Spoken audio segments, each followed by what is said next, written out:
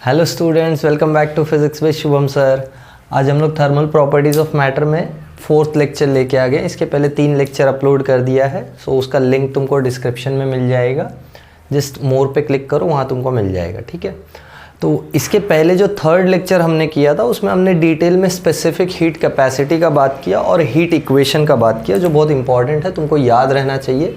जैसे specific heat capacity हम लोग ने डिस्कस किया, थोड़ा मैं रिवीजन करा देता हूँ। स्पेसिफिक हीट कैपेसिटी होता है amount of heat required to raise the temperature of 1 kg of a substance by 1 degree Celsius और 1 केल्विन। उसको हम बोलते हैं स्पेसिफिक हीट कैपेसिटी। एंड उसका जो वैल्यू होता है या जो फॉर्मूला होता है वो होता है heat required per unit mass पर यूनिट चेंज इन टेम्परेचर। ये हमने फॉर्मूला देखा था।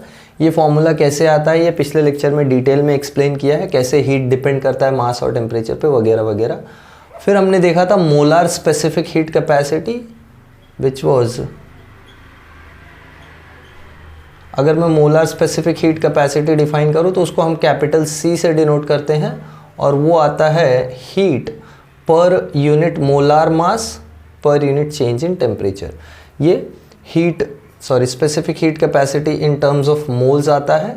इसको हम डिफाइन करते हैं amount of heat required to raise the temperature of 1 mole of substance by 1 degree Celsius. Similarly हमने गैसेस का स्पेसिफिक हीट कैपेसिटी डिफाइन किया और गैसेस के लिए बहुत स्पेशल केस हमने लिखा था कि गैसेस में स्पेसिफिक हीट कैपेसिटी 2 केसेस में डिफाइन होती है। एक होती है एट कांस्टेंट प्रेशर और एक होती है एट कांस्टेंट वॉल्यूम, और उसमें भी दोनों स्पेसिफिक हीट कैपेसिटीज आएंगी। जैसे ये वाली भी at constant pressure constant volume आएगी और ये वाली भी at constant pressure constant volume आएगी। ये हमने डिटेल में लास्ट लेक्चर में देखा। और एक हमने चीज़ देखी हीट इक्वेशन। जैसे कोई सब्सटेंस है और उस सब्सटेंस को हम हीट करें या उसको हम ठंडा करें, जैसे किसी चीज़ को गर्म किया जाए या किसी चीज़ को ठंडा किया जाए, तो जो अमाउंट ऑफ हीट रिक्वायर्ड होता है, जैसे गर्म करने में हमको हीट देना पड़ेगा ना, और ठंडा करने में हमको हीट निकालना पड़ेगा, तो दोनों ही केसेस में जो अमाउंट ऑफ हीट है वो कैलकुलेट करने का फॉर्मूला है ms डेल्टा टी। ये कुछ नया इक्वेशन नहीं लिख दिया है मैंने, यहीं से देखो उठा के लिख दिया है, delta Q is equal to ms delta T, where m is mass of the substance, s is specific heat capacity and delta T is change in temperature. मतलब अगर हमको बोला जाए कि लेट्स जैसे सपोज एक कॉपर बॉल है, suppose ये एक कॉपर बॉल है जिसका मास है 1 kg, ठीक है, और इसका स्पेसिफिक हीट कैपेसिटी तुमको दिया हो और इसको बोला जाए कि इसका टेम्परेचर लेट्स जैसे 20 डिग्री सेल्सियस से बढ़ा के हमने 50 डिग्री सेल्सियस कर दिया, ये तुमको बताया है। तो तुमको पूछेगा कि इसके लिए कितना हीट देने का ज़रूरत है। तुम सोचो ना, 20 डिग्री से 50 जा रहा है यानी टेम्परेचर बढ़ रहा है, तो टेम्परेचर बढ़ रहा है तो हीट दिया होगा ना, तो कितना हीट दिया है वो कैसे कैलकुलेट करोगे, वो इस इक्वेशन से कैलकुलेट करोगे। सेम दूसरा केस, अगर यही कॉपर बॉल ठंडा हो, सपोज ये कॉपर बॉल ठंडा हुआ 80 डिग्री सेल्सियस से 40 डिग्री सेल्सियस पे आ गया, तो इस बार तुमको पूछा कि बताओ इस कॉपर बॉल ने कितना हीट एमिट किया, तो उस बार भी हीट, इस केस में भी हीट कैलकुलेट करने के लिए तुम यूज़ करोगे ms delta T, right. So this is how we find the amount of heat absorbed or emitted by a substance when its temperature increases or decreases। ध्यान से सुनना वर्ड्स को, these are very important words। और जहाँ भी temperature increase या decrease होगा, मतलब जब भी कोई बॉडी गर्म या ठंडी होगी, तब हमको ये वाला हीट इक्वेशन काम आएगा to calculate the amount of heat.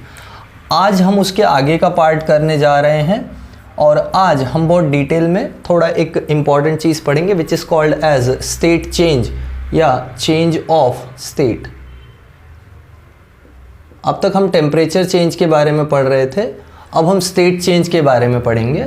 हमने देखा कि जब टेम्परेचर चेंज होता है बॉडी का तो हीट कैलकुलेट करने का फॉर्मूला है ms डेल्टा टी, बट जब स्टेट चेंज होगा तब हीट कैलकुलेट करने का क्या फॉर्मूला, ये हमको नहीं पता है।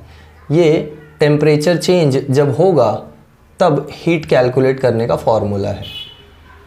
किसी बॉडी का जब टेम्परेचर बढ़ता है या कम होता है तब बॉडी हीट एब्जॉर्ब या एमिट करता है, जिसको कैलकुलेट करने का फॉर्मूला ये है।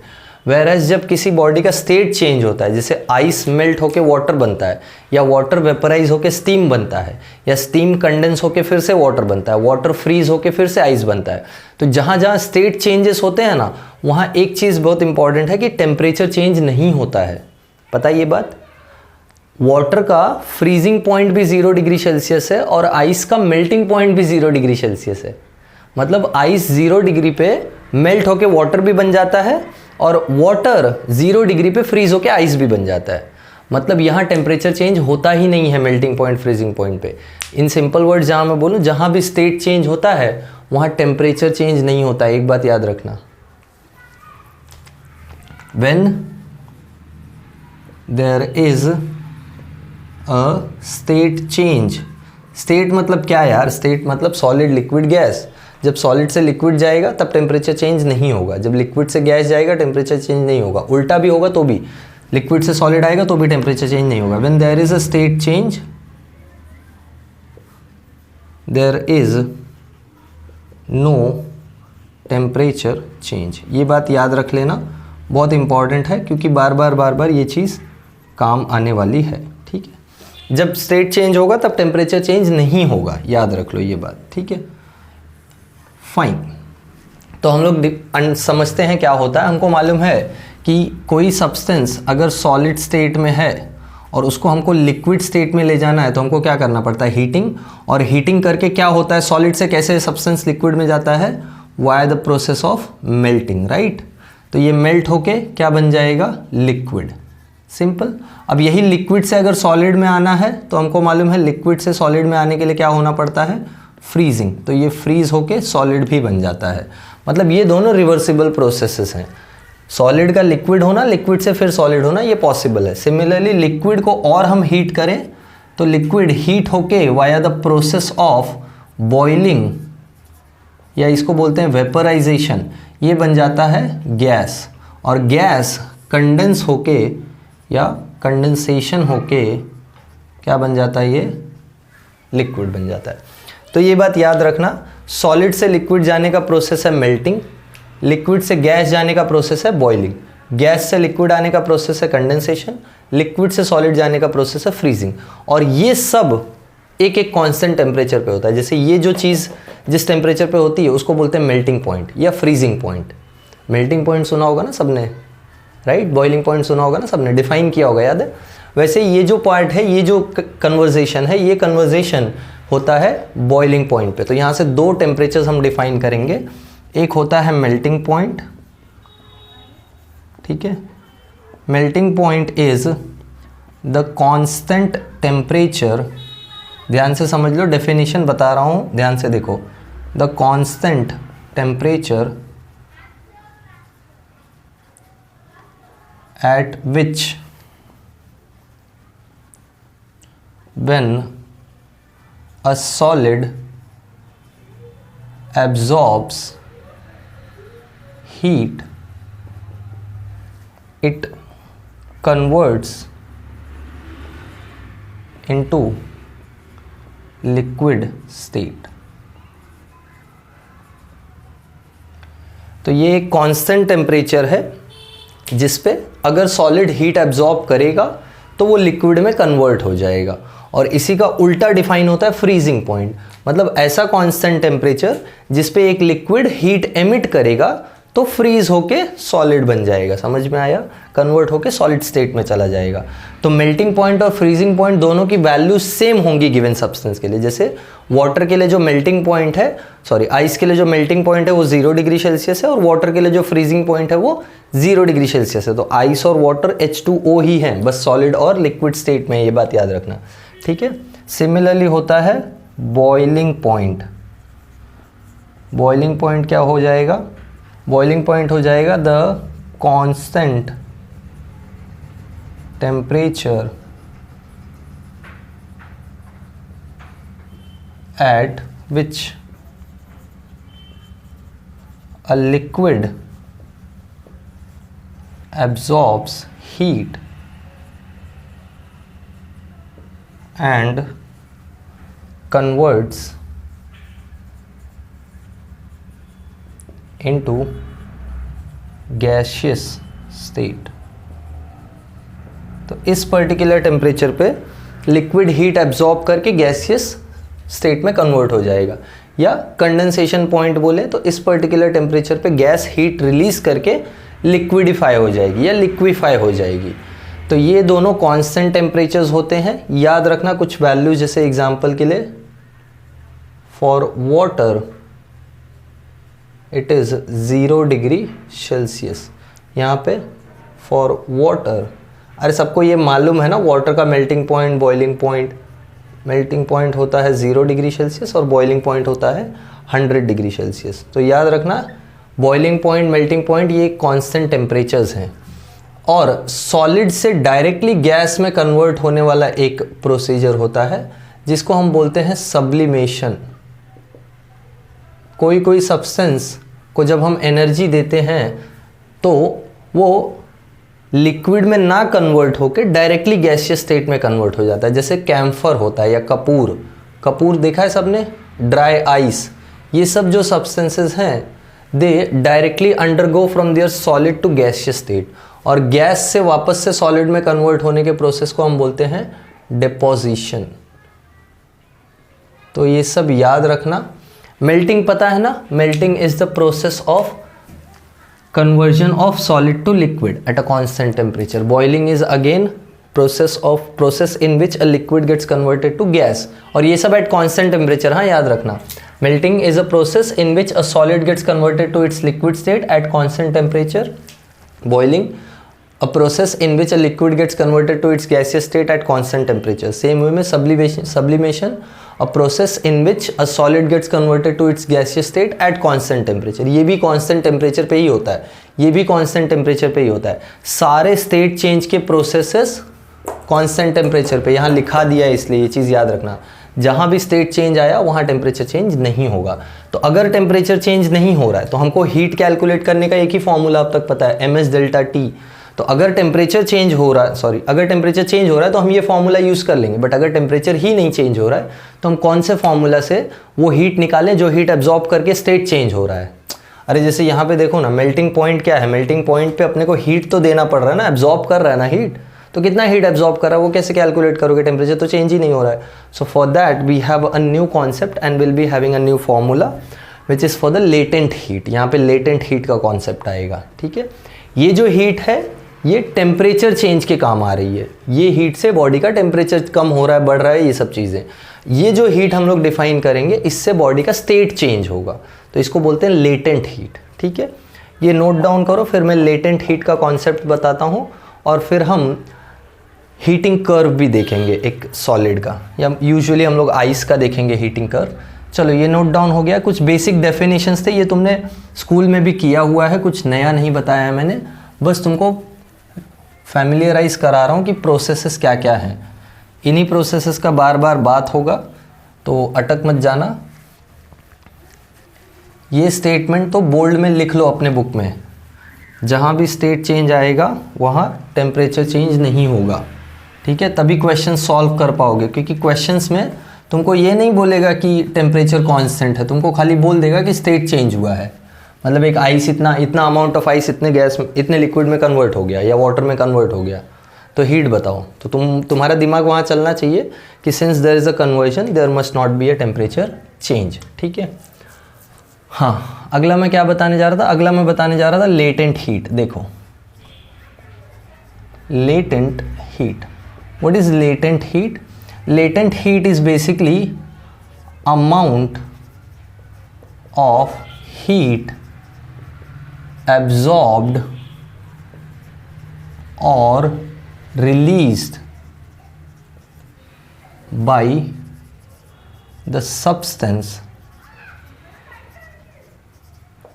when it converts from one state to another state. One state to other state. State मतलब ऐसा नहीं कि दिल्ली से यूपी चला गया, यूपी से महाराष्ट्र आ गया, नहीं, वो वाला स्टेट नहीं। इट चेंजेस या it converts from one state to other state. State मतलब सॉलिड लिक्विड गैस वाला, ठीक है। So pay attention carefully. कोई सब्सटेंस जब हीट एब्जॉर्ब या रिलीज करेगा तो उसके स्टेट में चेंज आएगा, और जितना हीट एब्जॉर्ब या एमिट करेगा उसी को हम लेटेंट हीट बोलते हैं। Usually amount of heat absorbed और released by the unit mass of substance, हम बाय यूनिट मास लिख लेते हैं, by unit mass of substance. इसको यूजुअली स्पेसिफिक लेटेंट हीट बोलते हैं, बट लेटेंट हीट को ही हम स्पेसिफिक लेटेंट हीट भी कंसिडर करके चलेंगे। तो मैं यहाँ स्पेसिफिक के लिए साथ में डिफाइन कर दे रहा हूँ, this is unit mass of substance. So amount of heat absorbed और released by unit mass of substance when it converts from one state to the other state. तुमको समझ में आ गया है? जैसे सपोज यहाँ देखो, ये सॉलिड है, ठीक है, ये सॉलिड से लिक्विड में कन्वर्ट हो रहा है। तो बताओ सॉलिड से लिक्विड में कन्वर्ट होने के लिए हीट एब्जॉर्ब करना पड़ेगा या हीट एमिट करना पड़ेगा? सोच के बोलना। आइस को गर्म करोगे तब वो पिघलेगी ना, ठंडा करोगे तो पिघलेगी तो नहीं, राइट? मतलब हीट एब्जॉर्ब करना पड़ेगा। तो यहाँ ये लेटेंट हीट एब्जॉर्ब करेगा, सो हीट एब्जॉर्प्शन। और ये जो हीट एब्जॉर्ब करेगा वही हीट हम कैलकुलेट करेंगे, तो वो हो जाएगी लेटेंट हीट।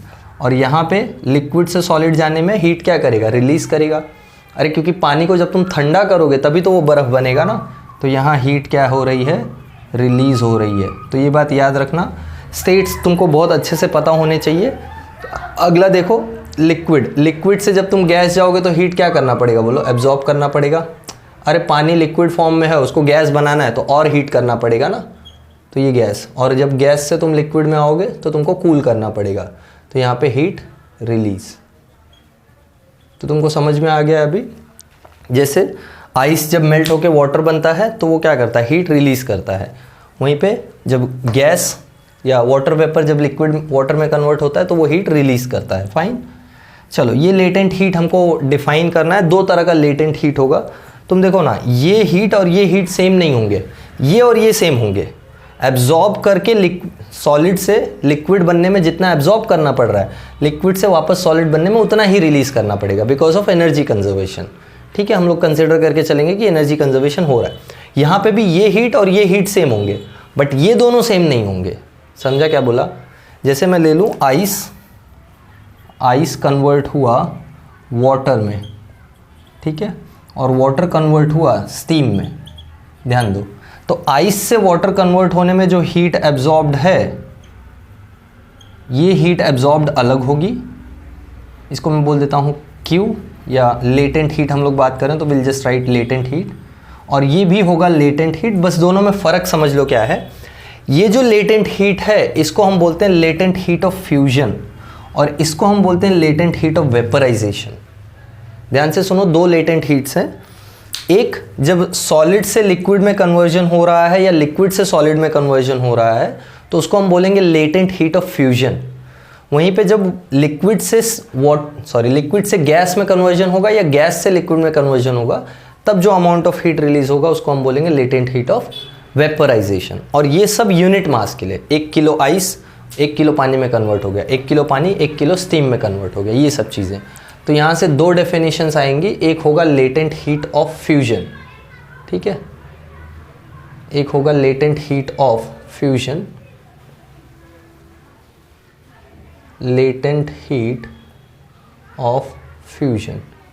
इसका डेफिनेशन क्या होगा?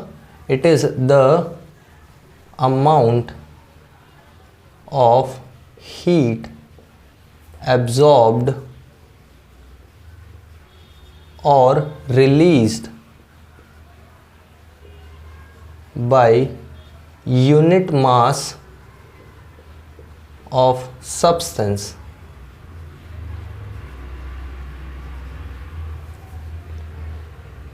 when it converts from solid to liquid और liquid to solid। ठीक है, जब सॉलिड से लिक्विड में कन्वर्जन होगा या लिक्विड से सॉलिड में कन्वर्जन होगा, तब यूनिट मास ऑफ सब्सटेंस जितना हीट एब्जॉर्ब या रिलीज करेगा उसको हम क्या बोलेंगे? Latent heat of fusion.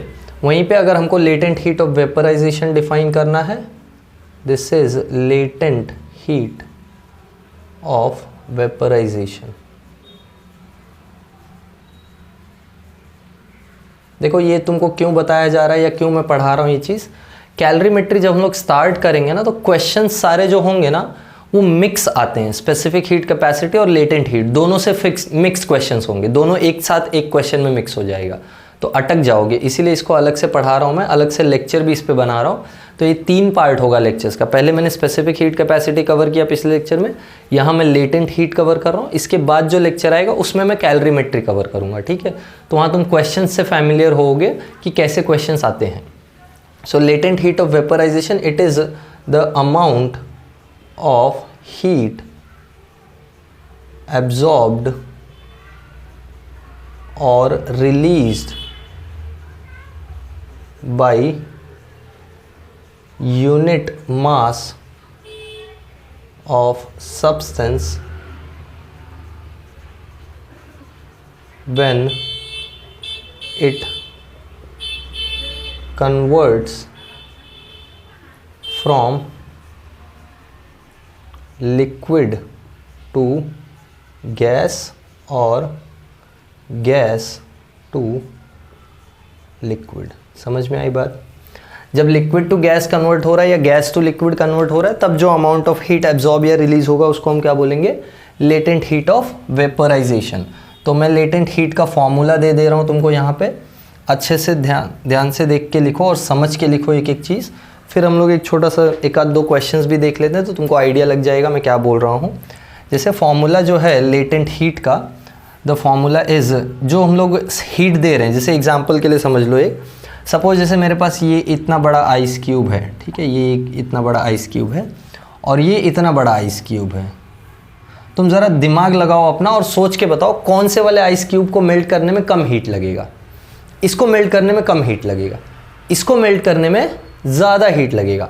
But 1 kilo ice, चाहे मैं यहाँ लूँ चाहे यहाँ लूँ, 1 किलो आइस को जो मेल्ट करने में हीट लगेगा वो फिक्स होगा। तो लेटेंट हीट जो है एक पर्टिकुलर केजी के लिए, एक यूनिट मास के लिए कांस्टेंट है, बट गिवन सब्सटेंस के लिए डिफर करेगा। जैसे याद है हमने स्पेसिफिक हीट कैपेसिटी और हीट कैपेसिटी देखा था ना, तो अमाउंट ऑफ हीट जो होगा, जो हमको हीट देना है Q, ये डायरेक्टली प्रोपोर्शनल होगा मास के, डायरेक्टली प्रोपोर्शनल होगा मास के। जो स्टेट चेंज में अमाउंट ऑफ हीट है ये Q क्या है?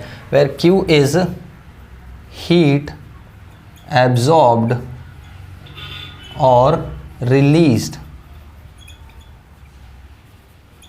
During state change. ठीक है, स्टेट चेंज के टाइम पे जो हीट एब्जॉर्ब या रिलीज हो रही है उसी को हम Q बोल रहे हैं, और M क्या है? मास ऑफ सब्सटेंस। तो यहां से जो कांस्टेंट आता है वो होता है लेटेंट हीट। ये फॉर्मूला आ गया तुम्हारा, where L is latent heat, और L का SI यूनिट क्या होगा बोलो? SI यूनिट हो जाएगा Q अपॉन M, यानी जूल पर केजी। समझा? यहाँ से अगर तुम फॉर्मूला निकालना चाहो L का, so therefore L is Q by M। यानी अगर तुम्हारे पास दिया हो कि एक इतने मास के सब्सटेंस ने इतना हीट एब्जॉर्ब या रिलीज किया in changing the heat, sorry in changing from this state to this state, तो बताओ कि कितना उसका लेटेंट हीट है। So latent heat is Q by M। ठीक है, सो ये बेसिक फॉर्मूला तुम्हारा एक बेसिक कॉन्सेप्ट है लेटेंट हीट के ऊपर। This is very very very important concept. याद रखना, जब टेम्परेचर चेंज नहीं होता है तब ये हीट हम कैलकुलेट करते हैं। याद रखना, चेंज ऑफ स्टेट में नो टेम्परेचर चेंज, और जब टेम्परेचर चेंज नहीं है तब अगर हीट कैलकुलेट करना है तो ये फॉर्मूला है। This is heat equation when there is no temperature change, या हीट कैलकुलेशन। ठीक है, याद रखना ये बात। ऐसे हीट कैलकुलेट करते हैं, और जब टेम्परेचर चेंज होगा तो तुमको मालूम है कैसे हीट कैलकुलेट करते हैं? MS delta T। तो ये 2 फॉर्मूलाज हमको मिले हैं हीट कैलकुलेशन के लिए। इसके बाद का पार्ट है मेजरमेंट ऑफ हीट, मतलब अब हम हीट एक्चुअल में कैलकुलेट करेंगे, which will be the calorimetry part. तो पहले ये नोट डाउन करो, इस पर मैं एक आध क्वेश्चन करा देता हूँ तुमको, तो तुम लेटेंट हीट से अच्छे से फैमिलियर हो जाओ। फिर हम लोग नेक्स्ट लेक्चर में इसको कैलोरीमेट्री भी पढ़ लेंगे। ठीक है, चलो ये नोट डाउन करो अच्छे से पॉज करके। चलो नोट डाउन कर लिया है।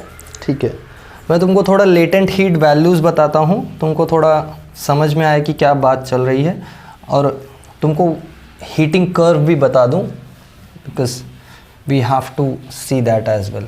हीटिंग कर्व नहीं देखोगे तो ये चीज़ का मतलब नहीं समझेगा ठीक से। जैसे लेटेंट हीट ऑफ फ्यूजन और वेपराइजेशन वाटर के लिए हम बताएं, या वाटर के लिए हमको अगर पता हो तो इट्स वेरी इंपॉर्टेंट। तो याद रखना वाटर के लिए कुछ वैल्यूज़ हैं, जैसे for water latent heat of fusion जो है, अब याद रखो लेटेंट हीट ऑफ फ्यूजन कौन सा हीट है, वो अमाउंट ऑफ हीट जो आइस से वाटर बनने में एब्जॉर्ब होगा या वाटर से आइस बनने में रिलीज होगा। समझा? समझ में आया या नहीं बोलो? जो आइस से वाटर बनने में एब्जॉर्ब होगा या जो वाटर से आइस बनने में रिलीज होगा। तो ये होता है 3.33 इंटू 10⁵ जूल पर केजी। ठीक है, ये लेटेंट हीट ऑफ फ्यूजन है। और इसी को अगर हम लोग कैलोरीज में एक्सप्रेस करें तो ये होता है 80 किलो कैलोरी पर केजी या 80 कैलोरी पर ग्राम। यानी अगर 1 ग्राम ऑफ आइस को मेल्ट करना है तो तुमको 80 कैलोरी उसको एनर्जी देना पड़ेगा या 80 कैलोरी उसको एनर्जी देना पड़ेगा। वेयर एज अगर 1 केजी आइस को मेल्ट करना है तो 80 किलो कैलोरी एनर्जी देना पड़ेगा तुमको। कैलोरी मालूम है ना, कैलोरी का कन्वर्जन मैंने बताया था, 1 कैलोरी इज़ 4.2 जूल्स, या इसी को 4.18 जूल्स भी लेते हैं to be precise. Latent heat of vaporisation का बात कर लेते हैं। लेटेंट हीट ऑफ वेपराइजेशन होता है 22.6 इंटू 10⁵ जूल पर केजी। एंड इसी को अगर हम लोग कैलोरी पार्ट में या कैलोरी यूनिट में मेंशन करें तो ये होता है 540 किलो कैलोरी पर केजी, या फिर अगर ग्राम में करना है तो 540 कैलोरी पर ग्राम। बट ये तुमको समझ में आ रहा है कि बहुत छोटा अमाउंट हो जाता है ग्राम, इसलिए यूजुअली ग्राम तो नहीं, बट ठीक है। 1 ग्राम ऑफ पानी को अगर तुमको स्टीम में कन्वर्ट करना है तो 540 कैलोरी हीट देना पड़ेगा, या अगर 1 ग्राम ऑफ स्टीम को 1 ग्राम पानी में कन्वर्ट करना है तो इतना हीट उसमें से निकालना पड़ेगा। समझ में आई बात? तो हम लोग हीटिंग कर्व देख लेते हैं। देखो इधर हीटिंग कर्व, ठीक है। Let's see, suppose heating curve अगर मेरे को निकालना है तो हीटिंग कर्व अगर मेरे को बनाना है तो हीटिंग कर्व हम लोग कैसे प्लॉट करते हैं ज़रा ध्यान देना। We are plotting heating curve, this is temperature versus heat. जब हम हीट करेंगे तो टेम्परेचर कैसे राइज होगा ये हम प्लॉट करने जा रहे हैं, ज़रा ध्यान देना। ये जो 0 का पार्ट है मैं इसको अराउंड -10 डिग्री सेल्सियस ले रहा हूँ जानबूझ के, ताकि तुमको समझ में आए कि स्टेट चेंज एक्चुअल में दिखेगा कैसा। तो यहाँ टेम्परेचर मैं -10 डिग्री सेल्सियस ले रहा हूँ और हीट 0 ले रहा हूँ कि मैंने अभी कुछ भी हीट नहीं दिया है। सो दिस इज़ 0, -10 डिग्री सेल्सियस। जब टेम्परेचर -10 है उस टाइम पे मैंने हीट नहीं दिया है। अब मैं हीट करना चालू करता हूँ तो आइस का टेम्परेचर बढ़ना चालू होता है। आइस का टेम्परेचर बढ़ता है, बढ़ते बढ़ते तुम मुझे एक बात बताओ, जब तक ये -10 से 0 तक है तब तक तो ये आइस ही रहेगा ना। आइस कहाँ एग्जिस्ट करता है? आइस 0 डिग्री पे एग्जिस्ट करता है या 0 डिग्री से नीचे एग्जिस्ट करता है? कभी 10 डिग्री पे आइस देखा है क्या? देखा नहीं है, सुना नहीं होगा। देखने का तो ठीक है, तुम्हारा प्रैक्टिकल नॉलेज काफ़ी वो होता है क्योंकि तुम बुक्स में ही पढ़े रहते हो, बट स्टिल तुम कभी 10 डिग्री पे आइस सुनोगे ही नहीं, क्योंकि आइस जो है फ्रीजिंग पॉइंट ही 0 डिग्री है, तो 0 पे ही होगा। तो यहाँ क्या होता है मालूम है, जैसे ही इसका टेम्परेचर 0 पहुँचता है ना, जैसे ही यहाँ टेम्परेचर 0 डिग्री पहुँचता है, हमने हीट दिया, देखो टेम्परेचर बढ़ा और हीट देने से जैसे ही ये टेम्परेचर 0 डिग्री पे आया है, अब जो इसका टेम्परेचर वैल्यू है ना वो बढ़ना बंद हो जाएगा। क्यों बढ़ना बंद हो जाएगा बताओ? क्योंकि 0 डिग्री कौन सा पॉइंट है? मेल्टिंग पॉइंट है ना। तो अब आइस क्या करेगा? मेल्ट करेगा। अब आइस अगर मेल्ट करेगा तो मेल्ट के टाइम पे टेम्परेचर चेंज नहीं होता है, स्टेट चेंज में टेम्परेचर चेंज नहीं होता है। तो अब टेम्परेचर बढ़ना बंद हो जाता है और ये ग्राफ एक स्ट्रेट लाइन हो जाता है। बोलो समझा? ये ग्राफ एक स्ट्रेट लाइन हो जाएगा। हम इसको हीट करते जाएंगे पर ये अपना टेम्परेचर चेंज नहीं करेगा। तो ये कहाँ तक अपना टेम्परेचर चेंज नहीं करेगा? जब तक पूरा का पूरा आइस वाटर में कन्वर्ट नहीं हो जाता है। तो ये जो पार्ट है मालूम है क्या है? This is ice at 0 degree Celsius, और ये जो पार्ट है this is water at 0 degree Celsius. देखो फ़र्क, यहाँ से यहाँ तक जो हीट लगी है, ये जो हीट लगी है यही तुम्हारी लेटेंट हीट ऑफ फ्यूजन है। इतना हीट हम देते हैं तो आइस वाटर में कन्वर्ट हो जाता है एट 0 डिग्री सेल्सियस। अब फिर यहाँ से हम आगे हीट देना चालू करते हैं तो ये ग्राफ फिर से ऊपर जाता है, और ये ग्राफ ऊपर जाते जाते पानी का टेम्परेचर कहाँ तक बढ़ेगा बताओ? पानी लिक्विड फॉर्म में कहाँ तक रह सकता है बोलो? 100 डिग्री सेल्सियस तक। तो इसका टेम्परेचर 100 डिग्री सेल्सियस तक फिर से बढ़ता है, और अब 100 डिग्री सेल्सियस से, अच्छा यहाँ ये लेटेंट हीट ऑफ फ्यूजन कितना लगा होगा बताओ? वहाँ पे लिखा हुआ है ना लेटेंट हीट ऑफ फ्यूजन, ये लगा होगा 80 कैलोरी पर ग्राम, या I just right the amount of latent heat of fusion, वो है 3.33 इंटू 10⁵ जूल पर केजी, या फिर 80 किलो कैलोरी पर केजी। 1 केजी के लिए इतना हीट हमको चाहिए होता है। अब वाटर का टेम्परेचर बढ़ के कहाँ तक गया? 100 डिग्री सेल्सियस तक। फिर 100 डिग्री सेल्सियस कैसा पॉइंट है? 100 डिग्री सेल्सियस है मेल्टिंग पॉइंट। तो अब मेल्टिंग पॉइंट पे फिर से इसका टेम्परेचर बढ़ना बंद, क्योंकि अब बॉइलिंग पॉइंट है, तो बॉइलिंग पॉइंट पे इसका टेम्परेचर बढ़ना बंद। तो ये अपना टेम्परेचर बढ़ाना बंद करके ये ग्राफ फिर से एक स्ट्रेट लाइन हो जाएगा, और ये ग्राफ में हम लोग एक ऐसा मार्क बनाते हैं टू शो कि ये ग्राफ काफ़ी बड़ा है। देखो ना, बहुत ज़्यादा हीट देना पड़ता है। फ़र्क दिखाई पड़ रहा है, यहाँ 80 किलो कैलोरी है, यहाँ 540 किलो कैलोरी है। फ़र्क समझा क्या? ऑलमोस्ट 7 टाइम्स ज़्यादा है। तो ये जितना बड़ा ग्राफ होगा ना, उसका 7 टाइम्स बड़ा ये ग्राफ होगा। तो यहाँ बॉईल करने के लिए ज़्यादा अमाउंट ऑफ हीट देना पड़ेगा, उतना लंबा ग्राफ ना ड्रॉ करना पड़े, तो इसलिए हम लोग यहाँ पे एक ब्रेक दे देते हैं टू शो द कंटिन्यूटी। और फिर जब ये इस पॉइंट पे आता है तो देखो ये क्या है, ये तुम्हारा ये जो पार्ट है ये तुम्हारा है वाटर एट 100 डिग्री सेल्सियस, और ये तुम्हारा पार्ट है स्टीम एट 100 डिग्री सेल्सियस का। ठीक है, अब यहाँ तुम्हारे पास स्टीम बची है, यहाँ तक तुम्हारे पास वाटर था। जैसे देखो यहाँ तक तुम्हारे पास आइस था, अब यहाँ वाटर आ गया है, यहाँ तक वाटर है, अब यहाँ स्टीम आ गया है। फिर जैसे ही सारा का सारा स्टीम में कन्वर्ट हो जाता है, फिर से इसका टेम्परेचर बढ़ना चालू। And this is your basic heating curve for ice. ये तुम्हारा हीटिंग कर्व फॉर आइस है, हीटिंग कर्व फॉर आइस। हम आइस को हीट किए जा रहे हैं और ऐसे टेम्परेचर चेंज हो रहा है। और ये जो पार्ट है इसको अगर हम लोग शो करना चाहें कि ये क्या है, तो this is latent heat of vaporisation. ये जो पार्ट है this is latent heat of vaporisation. इसका वैल्यू कितना होगा? 540 किलो कैलोरी पर केजी, या 22.6 इंटू 10⁶ 6 लिख दिया, देखो 10⁵ जूल पर केजी। ठीक है, तो इतना अमाउंट ऑफ हीट हमको चाहिए to convert it to steam, और इतना अमाउंट ऑफ हीट हमको चाहिए to convert it to water.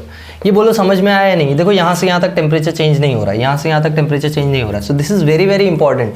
ये बात याद रखना, टेम्परेचर चेंज नहीं होता है, जब स्टेट चेंज होता है तब टेम्परेचर चेंज नहीं होता। ये बहुत बार मैं बोल चुका हूँ।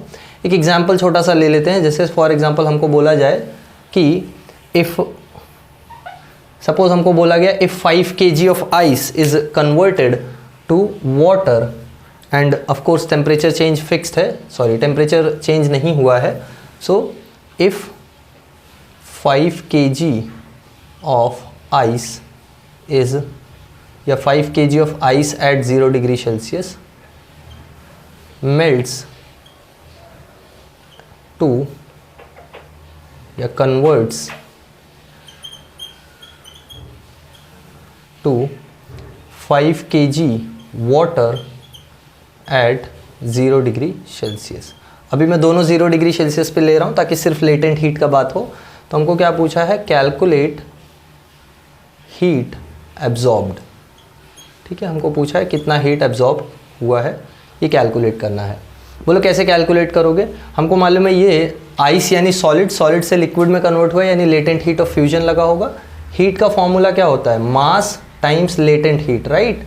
तो ये क्या हो जाएगा? मास कितना है? मास है 5 kg into latent heat of fusion कितना है बोलो? 3.33 इंटू 10⁵ 5 पर केजी में है तो हमने पर केजी वाला वैल्यू उठाया है, so there is no problem about that. या फिर अगर तुमको कैलोरी में कन्वर्ट करना है तो Q को तुम लिखोगे 5 इंटू यहाँ लिख दोगे 80 किलो कैलोरी, तो अब तुम्हारा आंसर किलो कैलोरी में आएगा बस, और कुछ नहीं। जैसे 85 ज़र 400, तो ये स्ट्रेट फॉरवर्ड 400 किलो कैलोरी आ गया आंसर। और यहाँ का कैलकुलेट करोगे तो कितना आ जाएगा, 5 3 ज़र 15, सो 5 1 मैं कैलकुलेशन कर देता हूँ, फिर 5 3 ज़र 15 1 16, 5 3 ज़र 15 1 16, तो 16.65 इंटू 10⁵ जूल्स, इतना अमाउंट ऑफ हीट हमको देना पड़ा, ठीक है। और यहाँ किलो कैलोरीज में कन्वर्ट करके सेम वैल्यू निकाली है।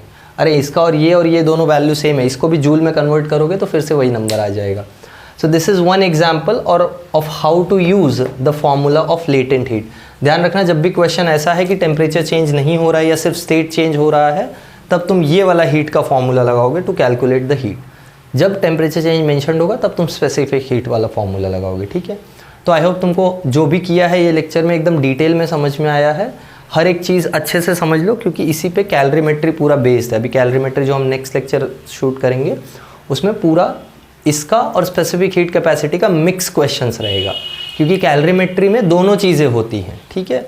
So will do that in next lecture. I hope तुमको सब समझा है। कुछ डाउट रहेगा तो मुझे बताओ बिंदास कमेंट्स में, सब समझा है तो भी मुझे बताओ बिंदास कमेंट्स में। So I will see you all in next video. Bye everyone, have a good day.